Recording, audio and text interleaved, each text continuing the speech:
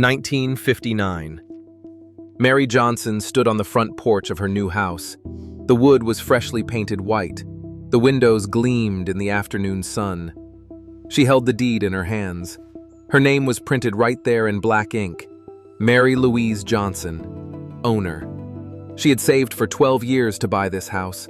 12 years of cleaning other people's homes. 12 years of putting away every spare dollar. Now she finally had something of her own. The house sat on half an acre of land in a quiet neighborhood. There was a big oak tree in the front yard. Mary planted roses along the fence. She painted the shutters blue. She hung curtains in every window. This was her home, her sanctuary, her piece of the American dream.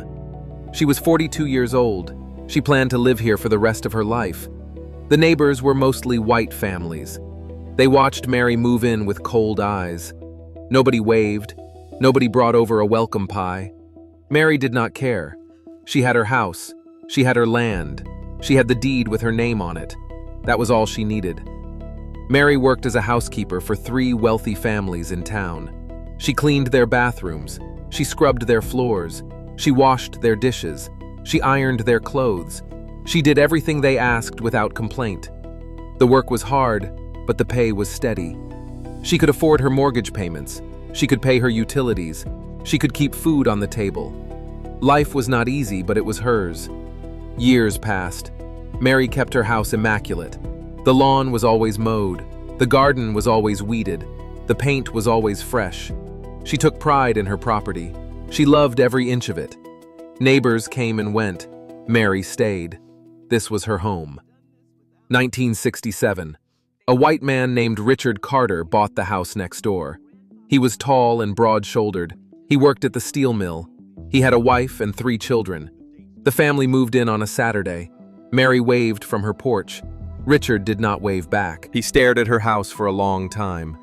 Then he went inside without a word. The next morning, Richard walked over to Mary's fence. He stood there looking at the property line. Mary was watering her roses. She said good morning. Richard did not respond. He just stared at the land. Then he walked back to his house. Mary felt uneasy. Something was wrong. A week later, Mary received a letter.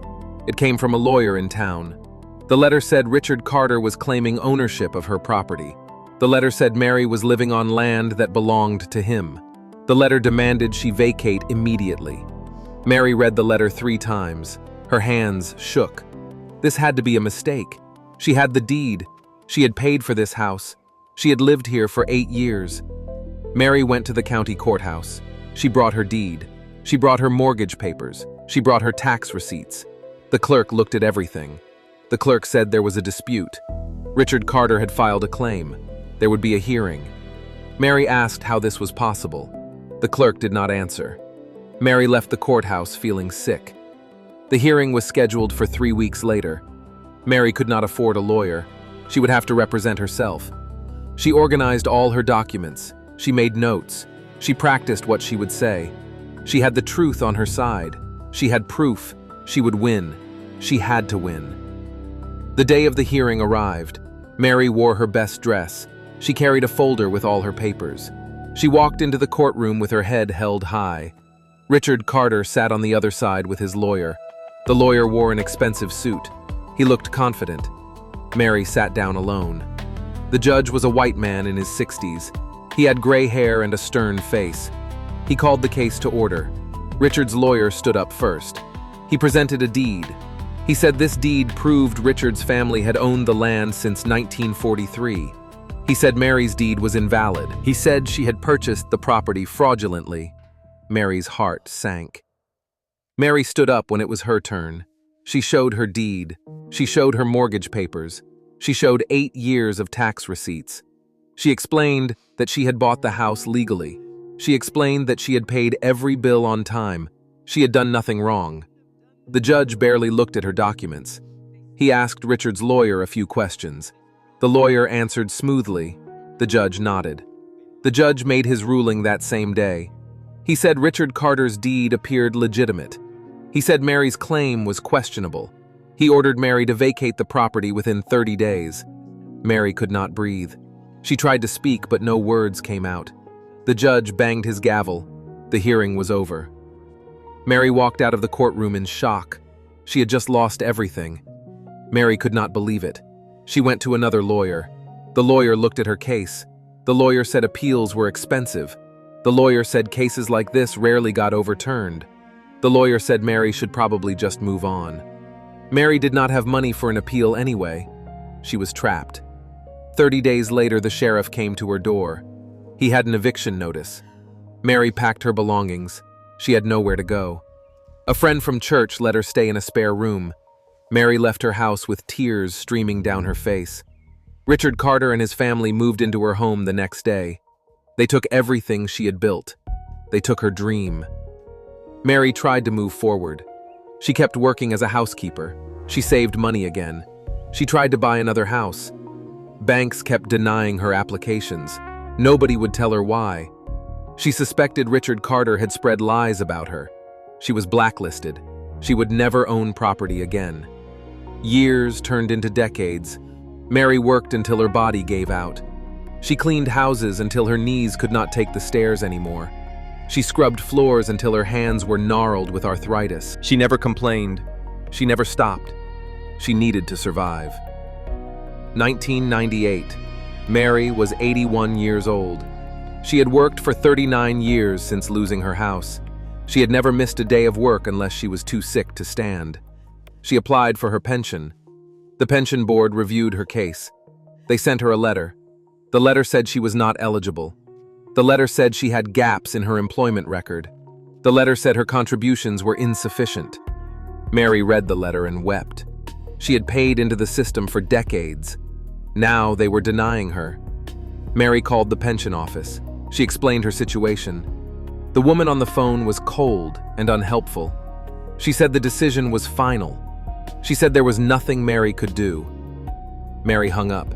She had no savings. She had no pension. She had nothing. She would have to keep working until she died. Mary moved in with her daughter, Patricia. Patricia had 3 children of her own. The house was crowded, but they made room. Mary slept on a cot in the living room. She felt like a burden.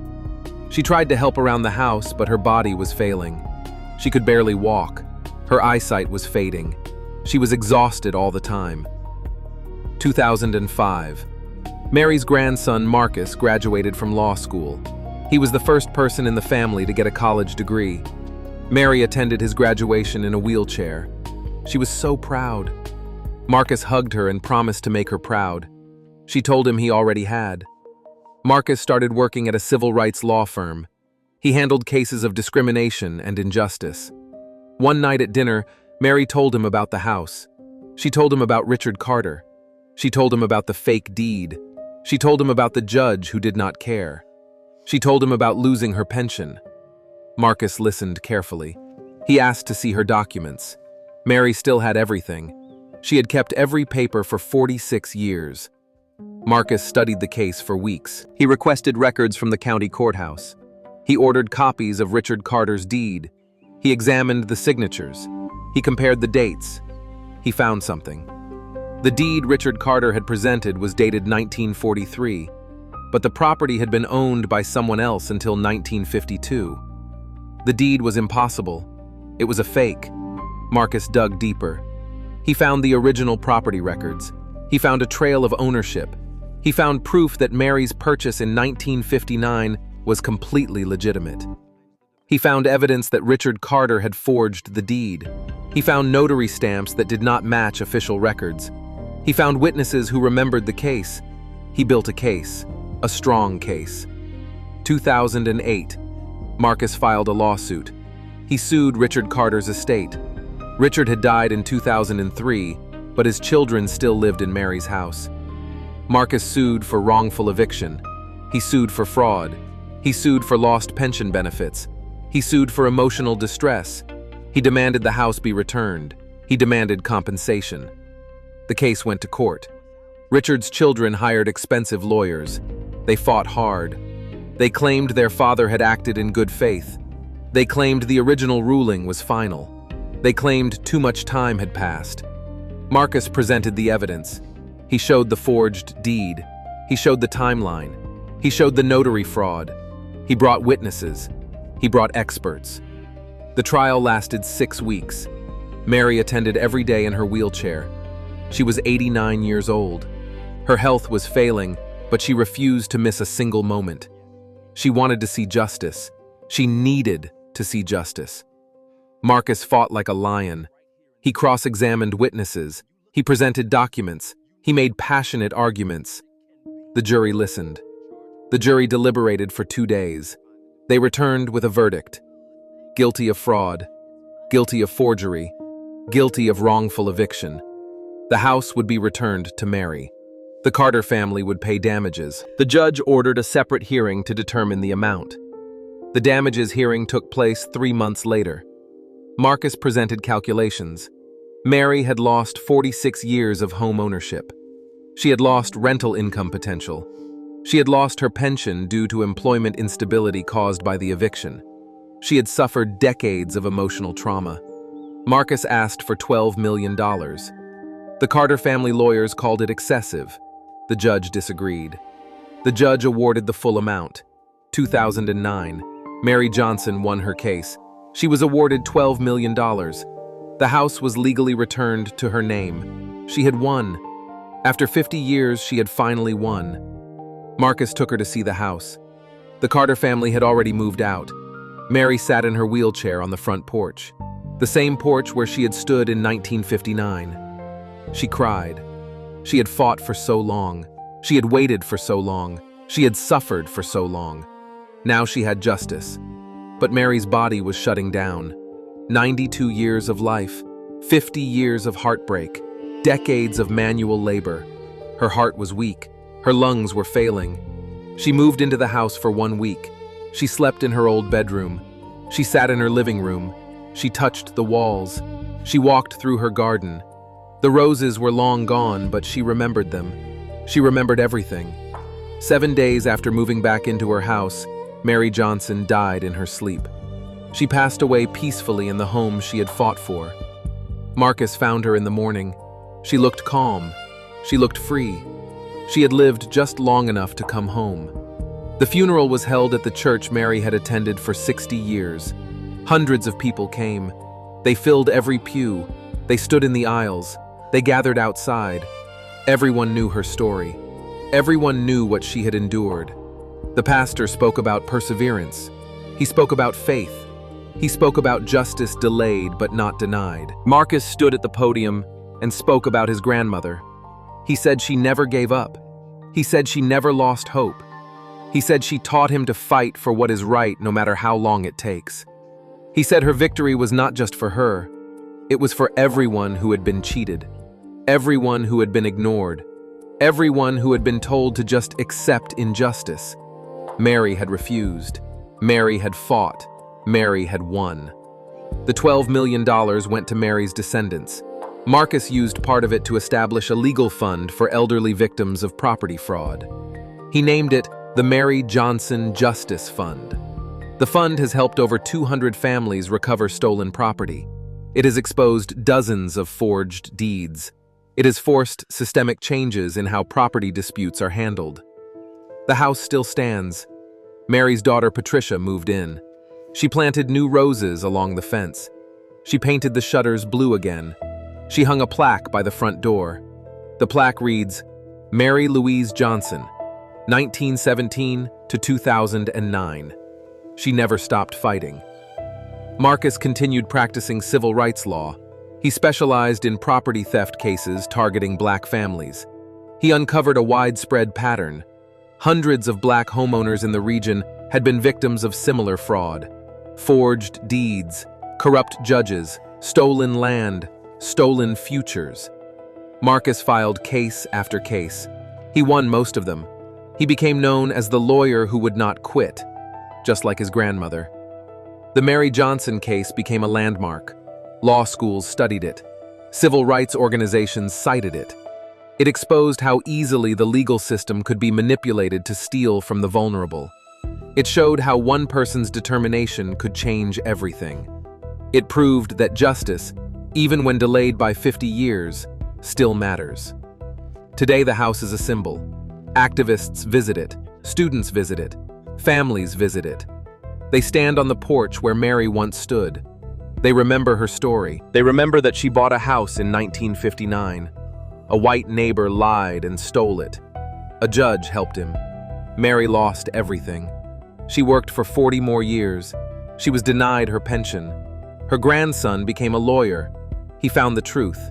He fought the case. He won $12 million. Mary came home. Mary died 1 week later. But she died victorious. She died free. She died in her own house. The story of Mary Johnson reminds us that theft is not always committed with a gun.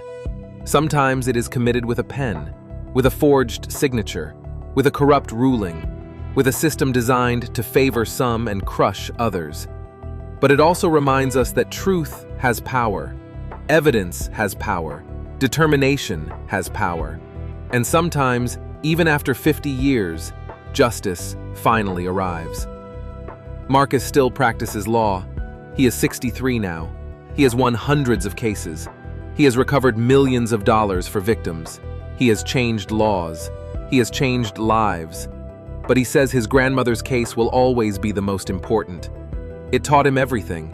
It taught him that the fight is worth it, that the wait is worth it, that justice, no matter how long it takes, is always worth fighting for. Mary never got to enjoy her victory. She never got to spend the money. She never got to live in her house for more than a week. But she got to know she won. She got to see her name on the deed again. She got to sleep in her own bed one last time. And maybe that was enough.